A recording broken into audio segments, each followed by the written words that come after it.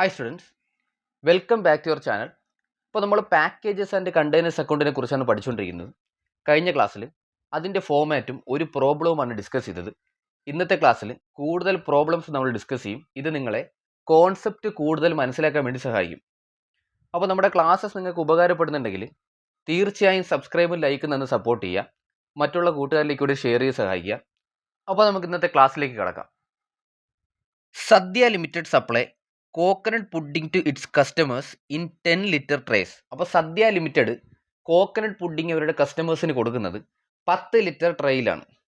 The trays are build at 30 each to customers. Trays കസ്റ്റമേഴ്സിന് കൊടുക്കുന്നത് 30 രൂപയ്ക്കാണ്. ഒരു ട്രേക്ക് 30 രൂപയായിട്ടാണ് കസ്റ്റമേഴ്സിന് എന്ത് ചെയ്യുന്നത്, ട്രേസ് വിൽക്കുന്നത്, കണ്ടെയ്നേഴ്സ് വിൽക്കുന്നത്.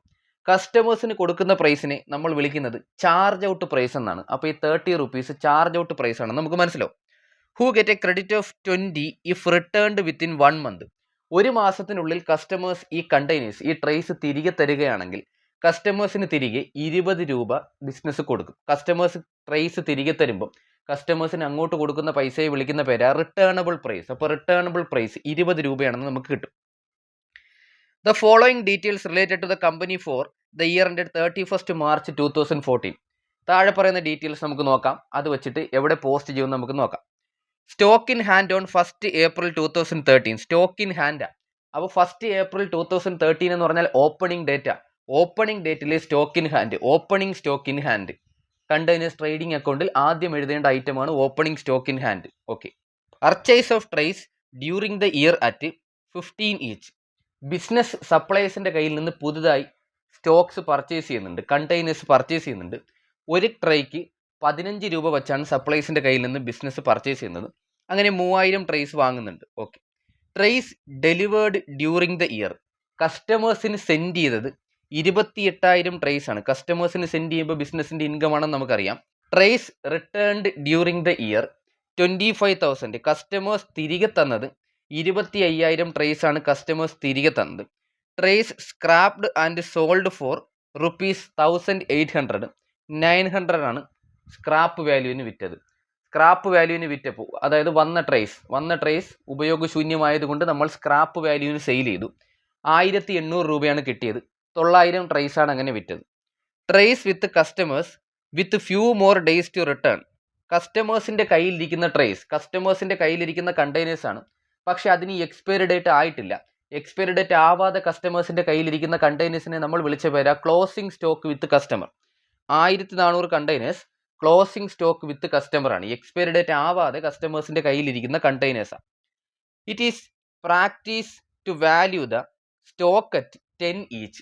ഓപ്പണിംഗ് സ്റ്റോക്കിനും ക്ലോസിംഗ് സ്റ്റോക്കിനും 10 രൂപ വെച്ചാണ് വാല്യൂ ചെയ്യേണ്ടത്. ക്ലോസിംഗ് സ്റ്റോക്കിനും ഓപ്പണിംഗ് സ്റ്റോക്കിനും വാല്യൂ ചെയ്യേണ്ടത് 10 രൂപ വെച്ചാണ് വാല്യൂ ചെയ്യേണ്ടത്. അപ്പോൾ നമുക്ക് അക്കൗണ്ടിലേക്ക് പോസ്റ്റ് ചെയ്യാം. ആദ്യം എഴുതേണ്ടത് opening stock in hand. Containers trading അക്കൗണ്ടാണ് ആദ്യം പോസ്റ്റ് ചെയ്യേണ്ടത്. Opening stock in hand 2000 unit. Stock in hand 2000 unit ആയിരുന്നു. 2000 യൂണിറ്റ്.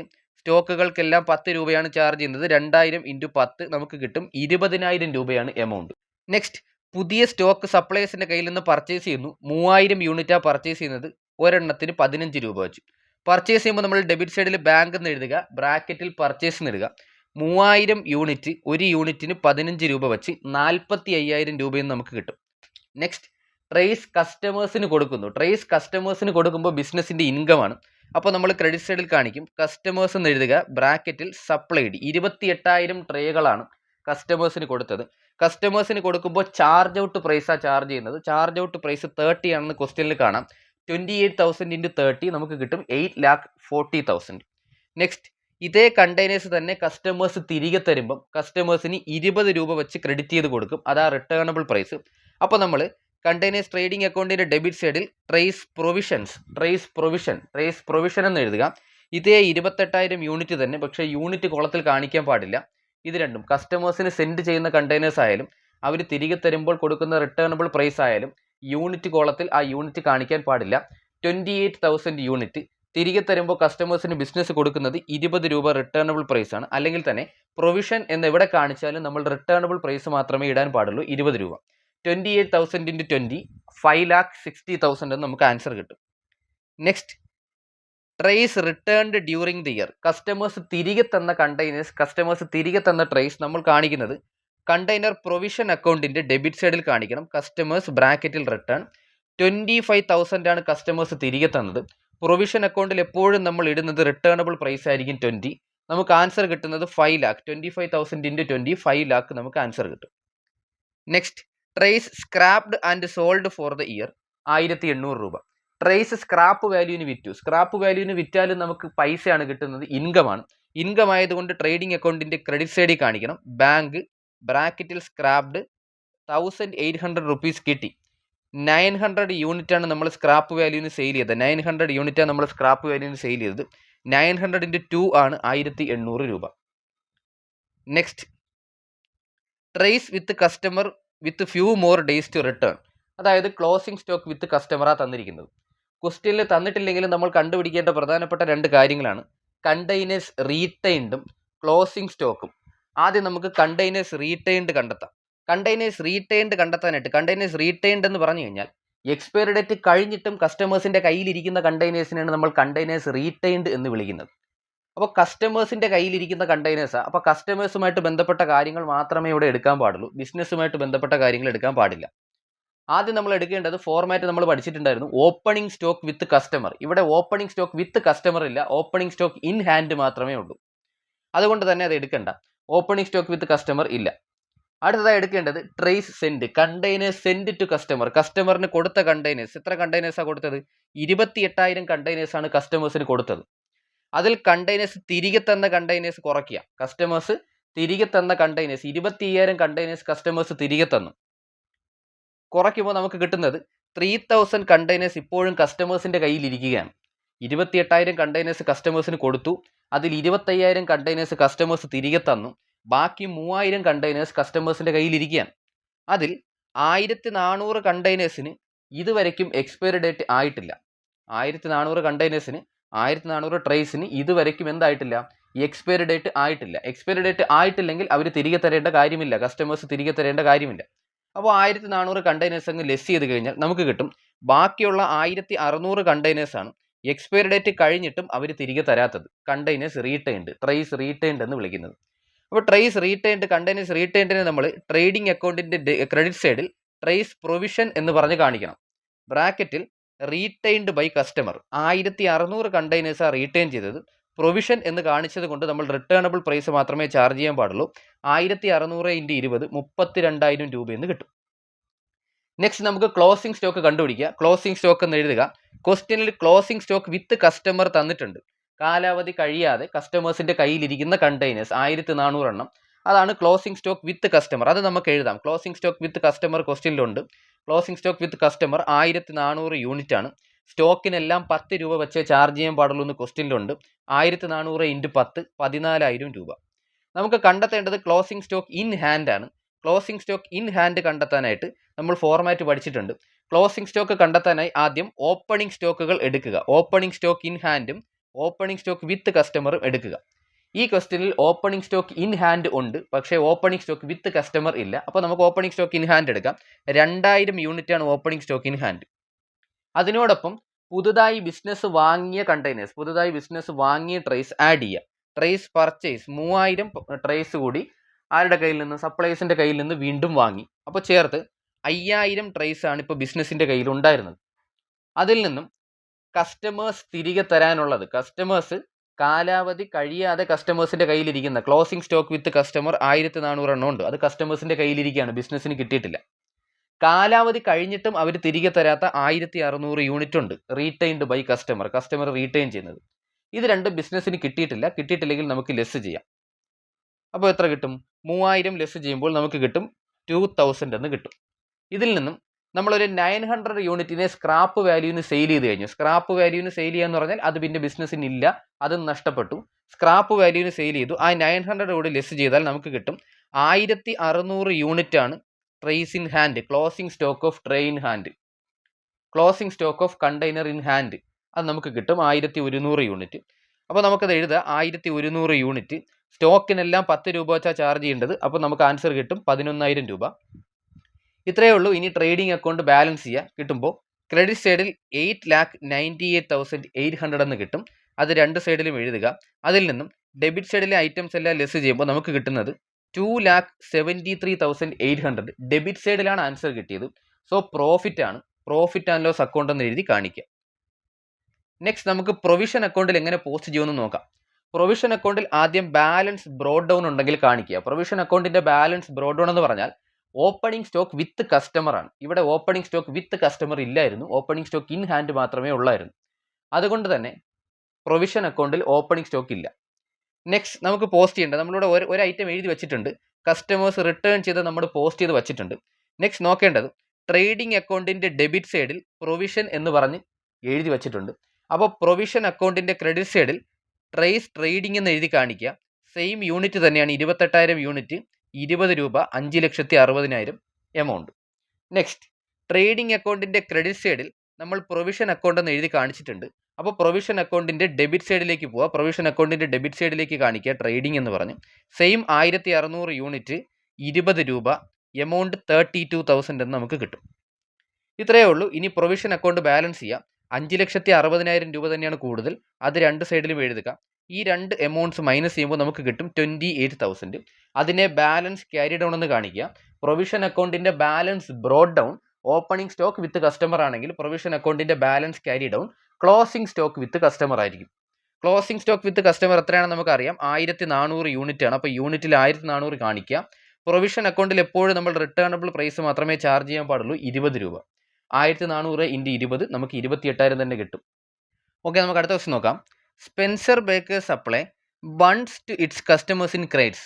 സ്പെൻസർ ബേക്കേഴ്സ് ബൺസ് കൊടുക്കുന്നത് ക്രേറ്റ്സ് എന്ന് പറയുന്ന കണ്ടെയ്നറിലാണ് കസ്റ്റമേഴ്സിന് കൊടുക്കുന്നത്.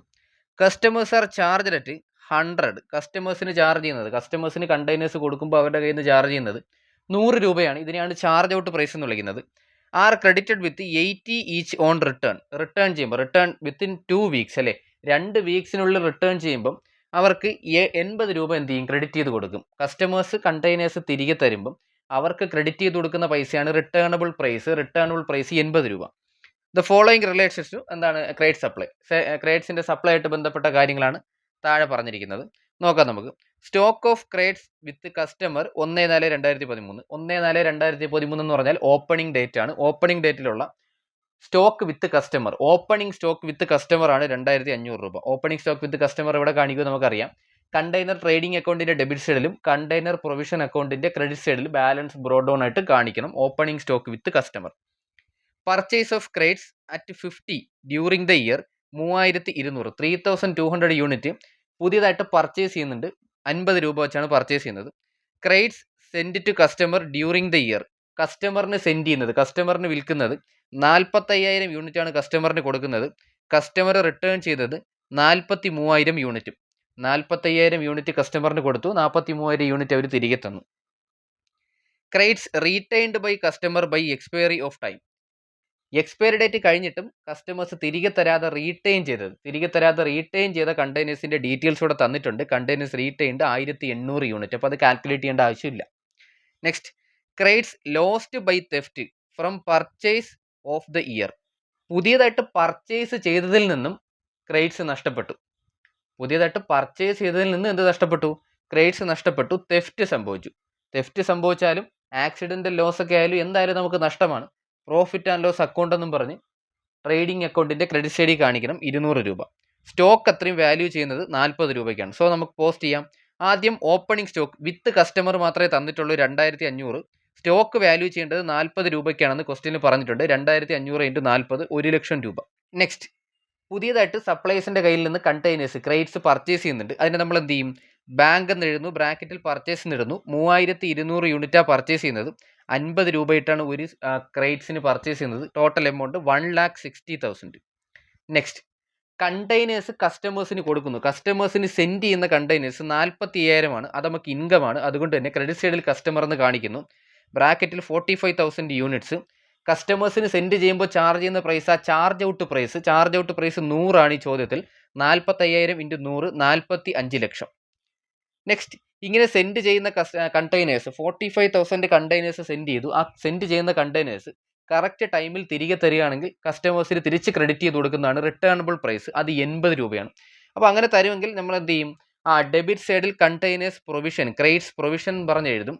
45,000 യൂണിറ്റ് 45,000 കസ്റ്റമേഴ്സിന് സെൻഡ് ചെയ്ത് എത്രയാണോ അത് തന്നെയാണ് റിട്ടേണബിൾ പ്രൈസ് ആയിട്ടും കാണിക്കേണ്ടത്. 45,000 യൂണിറ്റ്. പ്രൊവിഷൻ എന്ന് എവിടെ എഴുതിയാലും റിട്ടേണബിൾ പ്രൈസ് മാത്രമേ ചാർജ് ചെയ്യാൻ പാടുള്ളൂ. 80 രൂപ. 45,000 × 80 36 ലക്ഷം. ഓക്കെ. നെക്സ്റ്റ് ക്വസ്റ്റിൽ പറയുന്നുണ്ട് തെഫ്റ്റ് സംഭവിച്ച് കണ്ടെയ്നേഴ്സ് നഷ്ടപ്പെടുന്നുണ്ട്. പക്ഷെ തെഫ്റ്റ് സംഭവിക്കുന്നത് പുതിയതായി പർച്ചേസ് ചെയ്ത കണ്ടെയ്നേഴ്സിൽ നിന്നാണ് തെഫ്റ്റ് സംഭവിക്കുന്നത്. എത്ര യൂണിറ്റാ? 200 യൂണിറ്റ് തെഫ്റ്റ് സംഭവിച്ചു. നഷ്ടമായതുകൊണ്ട് പ്രോഫിറ്റ് ആൻഡ് ലോസ് അക്കൗണ്ട് എന്ന് പറഞ്ഞ് നമ്മൾ ക്രെഡിറ്റ് സൈഡിൽ കാണിക്കുന്നു. 200 യൂണിറ്റിന് തെഫ്റ്റ് സംഭവിക്കുന്നു. പുതിയതായി പർച്ചേസ് ചെയ്തതിൽ നിന്നാണ് തെഫ്റ്റ് സംഭവിക്കുന്നത്. അതുകൊണ്ട് തന്നെ പർച്ചേസ് പ്രൈസ് ആണ് ഇടേണ്ടത്.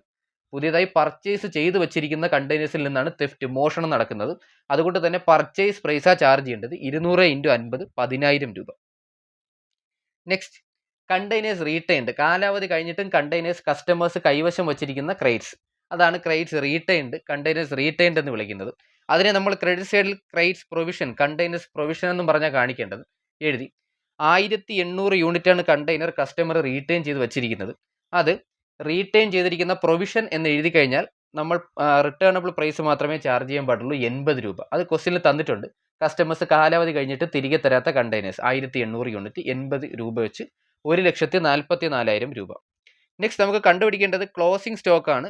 കണ്ടെയ്നേഴ്സ് ക്രെഡിറ്റ്സിന്റെ ക്ലോസിംഗ് സ്റ്റോക്ക് കണ്ടുപിടിക്കുക. Closing stock with customer, closing stock in hand രണ്ടും ക്വസ്റ്റ്യനിൽ തന്നിട്ടില്ല. നെക്സ്റ്റ് നമുക്ക് എങ്ങനെ ക്ലോസിംഗ് സ്റ്റോക്ക് വിത്ത് കസ്റ്റമർ എങ്ങനെ കാൽക്കുലേറ്റ് ചെയ്യുമെന്ന് പഠിക്കാം. ക്ലോസിംഗ് സ്റ്റോക്ക് കണ്ടെത്താനായി ആദ്യം കഴിഞ്ഞ ക്ലാസ്സിൽ പറഞ്ഞതുപോലെ തന്നെ ഓപ്പണിംഗ് സ്റ്റോക്ക് എടുക്കുക. ഇവിടെ ഓപ്പണിംഗ് സ്റ്റോക്ക് ഇൻ ഹാൻഡ് ഇല്ല. ഓപ്പണിംഗ് സ്റ്റോക്ക് വിത്ത് കസ്റ്റമർ മാത്രമേ ഉള്ളൂ, 2500 യൂണിറ്റ്.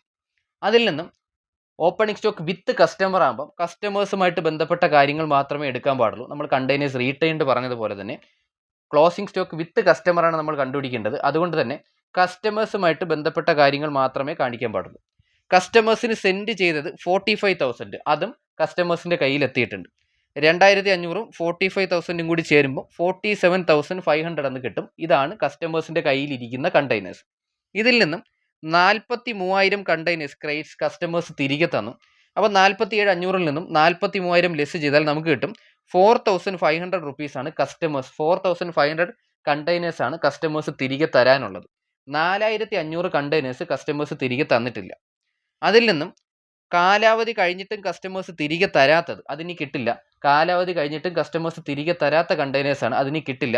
അത് 1,800 യൂണിറ്റ് ആണ്. അത് ഇതിന് ലെസ് ചെയ്താൽ നമുക്ക് കിട്ടുന്ന 2,700 യൂണിറ്റ്സ് ആണ് എക്സ്പയറി ഡേറ്റ് ആവാതെ കസ്റ്റമേഴ്സിൻ്റെ കയ്യിലിരിക്കുന്നത്. അതാണ് ക്ലോസിംഗ് സ്റ്റോക്ക് വിത്ത് കസ്റ്റമർ എന്ന് വിളിക്കുന്നത്. അപ്പോൾ closing stock with customer means expiry date ആവാതെ കസ്റ്റമേഴ്സിൻ്റെ കയ്യിലിരിക്കുന്നത്. ഓപ്പണിംഗ് സ്റ്റോക്ക് എടുക്കുക, കസ്റ്റമേഴ്സിന് സെൻഡ് ചെയ്ത് അതിനോടൊപ്പം ആഡ് ചെയ്യുക. അതിൽ നിന്ന് കസ്റ്റമർ തിരികെ തന്നത് കുറയ്ക്കുക. അതിനോടൊപ്പം തന്നെ കാലാവധി കഴിഞ്ഞിട്ടും കസ്റ്റമേഴ്സ് തിരികെ തരാത്തത് ലെസ് ചെയ്യുക. അപ്പോൾ നമുക്ക് കിട്ടും കാലാവധി ആകാതെ എക്സ്പയറി ഡേറ്റ് ആവാതെ കസ്റ്റമേഴ്സിൻ്റെ കയ്യിലിരിക്കുന്ന കണ്ടെയ്നേഴ്സ് എത്രയെന്ന് കിട്ടും. അതുപോലെ തന്നെ അടുത്ത കണ്ടുപിടിക്കേണ്ടതാണ് closing stock in hand. Closing stock in hand കണ്ടുപിടിക്കാനുള്ള ഫോർമാറ്റ് നമുക്കറിയാം. ഓപ്പണിംഗ് സ്റ്റോക്ക് ആദ്യം എടുക്കുക. ഓപ്പണിംഗ് സ്റ്റോക്ക് വിത്ത് കസ്റ്റമർ മാത്രമേ ഇവിടെ ഉള്ളൂ. ഓപ്പണിംഗ് സ്റ്റോക്ക് ഇൻ ഹാൻഡ് ഇല്ല, 2,500. അതിൽ നിന്നും business opening stock in hand ആണ്. അപ്പോൾ ഇൻ ഹാൻഡ് മീൻസ് ബിസിനസ്സുമായിട്ട് ബന്ധപ്പെട്ട കാര്യങ്ങൾ മാത്രമേ എടുക്കാൻ പാടുള്ളൂ. ബിസിനസ് പുതുതായി പർച്ചേസ് ചെയ്ത കണ്ടെയ്നേഴ്സ്, പുതിയതായിട്ട് പർച്ചേസ് ചെയ്ത സപ്ലൈസിൻ്റെ കയ്യിൽ നിന്ന് പർച്ചേസ് ചെയ്ത കണ്ടെയ്നേഴ്സ് 3,200 ആണ്. രണ്ടും കൂടി ചേരുമ്പോൾ 5,700 യൂണിറ്റായി മാറി. അതിൽ നിന്നും തെഫ്റ്റ് നഷ്ടപ്പെട്ടപ്പോൾ നമുക്ക് ലോസ് ഉണ്ടായി, അത് കുറയ്ക്കുക. തെഫ്റ്റ് നഷ്ടപ്പെട്ടത് 200 യൂണിറ്റ് ആണ്, അത് കുറയ്ക്കുക. അതുപോലെ തന്നെ കാലാവധി കഴിഞ്ഞിട്ടും കസ്റ്റമേഴ്സ് തരാത്തത് അതും ബിസിനസ്സിൽ എത്തിയിട്ടില്ല, അതും ലെസ് ചെയ്യുക. അതുപോലെ തന്നെ എക്സ്പയറി ഡേറ്റ് ആവാതെ കസ്റ്റമേഴ്സിൻ്റെ കയ്യിലിരിക്കുന്നത് അതും ബിസിനസ്സിൽ എത്തിയിട്ടില്ല, 2,700. ഇതെല്ലാം കൂടി ലെസ് ചെയ്യുമ്പോൾ നമുക്ക് കിട്ടുന്ന 1000 യൂണിറ്റ് ആണ് ക്ലോസിംഗ് സ്റ്റോക്ക് ഇൻ ഹാൻഡായി വരുന്നത്. അപ്പോൾ ക്ലോസിംഗ് സ്റ്റോക്ക് വിത്ത് കസ്റ്റമറും ക്ലോസിംഗ് സ്റ്റോക്ക് ഇൻ ഹാൻഡ് നമുക്ക് കിട്ടിക്കഴിഞ്ഞു. നമുക്ക് പോസ്റ്റ് ചെയ്യാം. Closing stock with customer 2,700, closing stock in hand 1000 unit. Stock എല്ലാം വാല്യൂ ചെയ്യേണ്ടത് 40 രൂപ വെച്ചാണ്. എമൗണ്ട് നമുക്ക് കിട്ടും 1,80,000, അതുപോലെ തന്നെ 40,000. ഓക്കെ, ഇനി അക്കൗണ്ട് ബാലൻസ് ചെയ്യുക. ട്രേഡിംഗ് അക്കൗണ്ട് ബാലൻസ് ചെയ്യുക. 48,02,000 എന്ന് കിട്ടും. അതിൽ നിന്നും ഡെബിറ്റ് സൈഡിലെ എമൗണ്ട് ലെസ് ചെയ്യുമ്പോൾ നമുക്ക് കിട്ടുന്നത് 9,42,000 എന്ന് കിട്ടും. ഡെബിറ്റ് സൈഡിലാണ് ഉത്തരം കിട്ടിയത്, അതുകൊണ്ട് തന്നെ പ്രോഫിറ്റ് ആണ്. പ്രോഫിറ്റ് ആൻഡ് ലോസ് അക്കൗണ്ട് എന്ന് എഴുതി കാണിക്കാം. ഇനി പ്രൊവിഷൻ അക്കൗണ്ടിലേക്ക് പോയാൽ കസ്റ്റമർ റിട്ടേൺ ചെയ്ത കണ്ടെയ്നേഴ്സ് 43,000 ആണ്. അത് നമ്മൾ പ്രൊവിഷൻ അക്കൗണ്ടിൻ്റെ ഡെബിറ്റ് സൈഡിലാണ് കാണിക്കുന്നത്.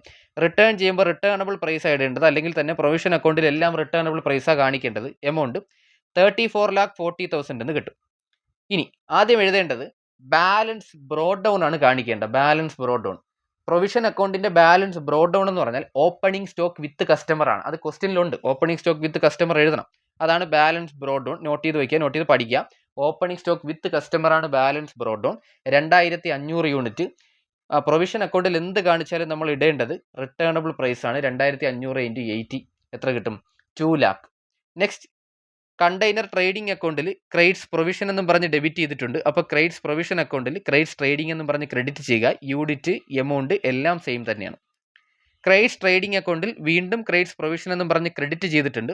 അപ്പോൾ ക്രെഡിറ്റ്സ് പ്രൊവിഷൻ അക്കൗണ്ടിൽ ക്രെഡിറ്റ്സ് ട്രേഡിംഗ് എന്നും പറഞ്ഞ് ഡെബിറ്റ് ചെയ്ത് കാണിക്കുക. യൂണിറ്റ് 1800, 80, 1,44,000. ഇനി പ്രൊവിഷൻ അക്കൗണ്ട് ബാലൻസ് ചെയ്യുക 38 lakh എന്ന് കിട്ടും നമുക്ക്. 38 lakhൽ നിന്നും 34,40,000 1,44,000 ലെസ് ചെയ്യുമ്പോൾ നമുക്ക് കിട്ടുന്നത് 2,16,000. അതിന് നേരെ ബാലൻസ് ക്യാരി ഡൗൺ എന്ന് എഴുതുക. പ്രൊവിഷൻ അക്കൗണ്ടിന്റെ balance carry down closing stock with customer ആയിരിക്കും. ക്ലോസിംഗ് സ്റ്റോക്ക് വിത്ത് കസ്റ്റമർ എത്രയാണ് നമ്മൾ കണ്ടുപിടിച്ചു? 2,700 യൂണിറ്റ് ആണ്. പ്രൊവിഷൻ അക്കൗണ്ടിൽ എപ്പോഴും റിട്ടേണബിൾ പ്രൈസ് മാത്രമേ ഇടുന്നുള്ളൂ, 80. ഓക്കെ, അപ്പോൾ ഇന്നത്തെ ക്ലാസ് നിങ്ങൾക്ക് നന്നായി മനസ്സിലായെന്ന് തന്നെ ഞാൻ വിചാരിക്കുന്നു. കൂടുതൽ പ്രോബ്ലംസ് നിങ്ങൾ തന്നെ വർക്കൗട്ട് ചെയ്ത് പഠിക്കുക. എല്ലാവർക്കും ക്ലാസ് ഇഷ്ടപ്പെട്ടിട്ടുണ്ടെങ്കിൽ ലൈക്ക് ചെയ്യുക, സബ്സ്ക്രൈബ് ചെയ്യുക, മറ്റുള്ള കൂട്ടുകാരിലേക്ക് കൂടി ഷെയർ ചെയ്ത് സപ്പോർട്ട് ചെയ്യുക. താങ്ക്